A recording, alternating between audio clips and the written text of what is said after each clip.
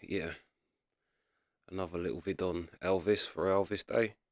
Elvis Presley's a long-time Graceland cook, Mary Jenkins. It should be interesting because that's someone who would have really known him.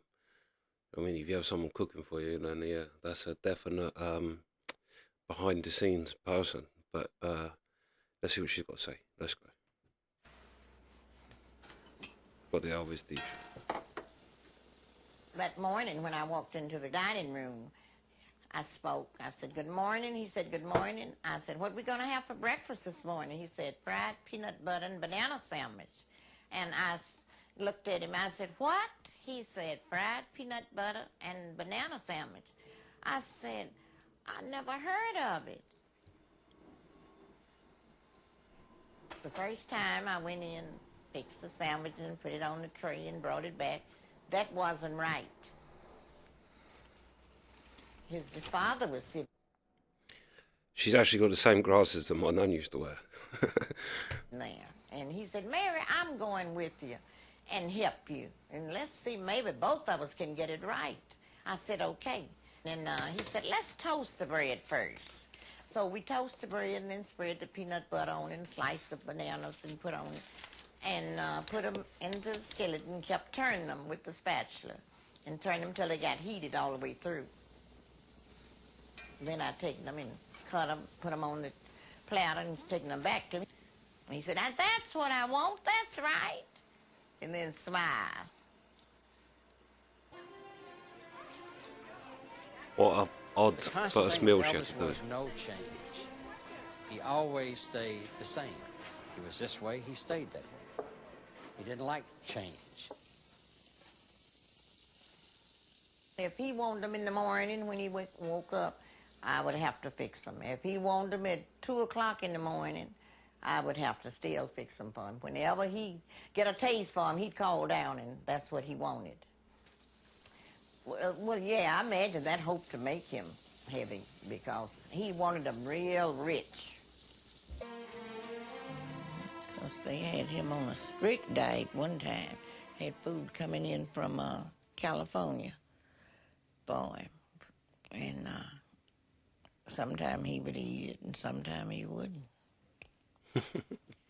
He said that's the only thing he got any enjoyment out of was eating. When he was in the hospital, he would call me to bring him in different foods. And one day he called me and told me, he says, "Mary," said, "they have me on a diet, and I want you to slip me some hot dogs with kraut on them.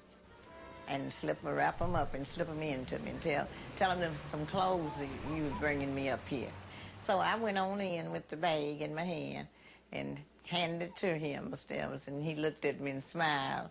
He said, "Mary, we can get by them, can't we?"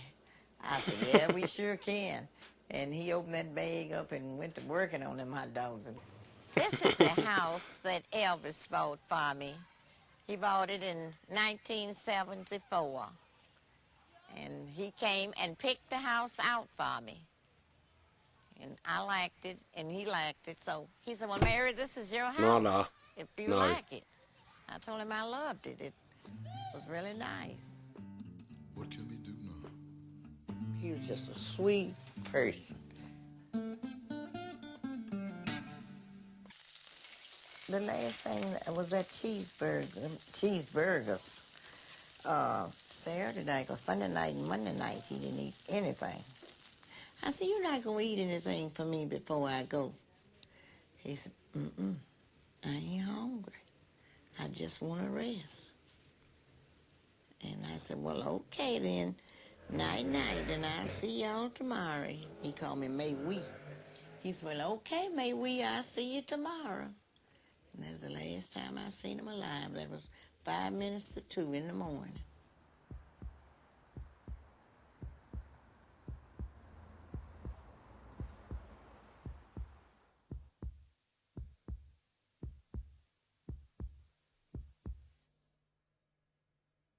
Elvis Presley died here about 3:30 this afternoon. He had been found in his bathroom, unconscious, was brought to the hospital by ambulance, and Elvis was declared dead at 3:30.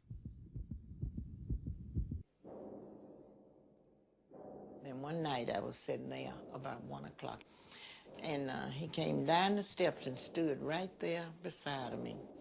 He said, Mary, I want to stay with you. And I told him, I said, well, you're welcome to stay at my house, Mr. Elvis. You know that. And I looked up at him, and he kind of smiled a little bit. And he vanished away. And I always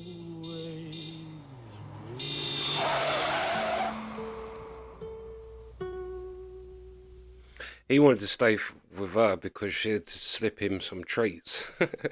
I bet everyone else was proper strict, and yeah, she's Alright, the dog coming all a bit rowdy. What's up, you? You want to go out for a walk? But yeah, what a sweet old lady. I bet she's got some great stories.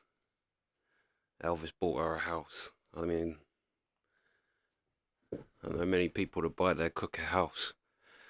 But yeah. And she called him Mr. Elvis. Well, you're more than welcome to, Mr. Elvis. Yeah, the sweet old lady. And it's also sweet of Elvis to not shout at her when she got it wrong. So let's see if we can do it together. And seeing as the story that I just did where Elvis couldn't do much for himself. Yes, okay, Nala, okay. There's a baby here. Yes. Yes. Go and sit down. Nala, go on. I'll take you out in a minute. We'll go out in a minute. Deal. Yeah. Yeah, that was a great little interview. That was great. Nala. Yes, I know. She wants to go out. But yeah. Yeah, that's the reaction. Sweet.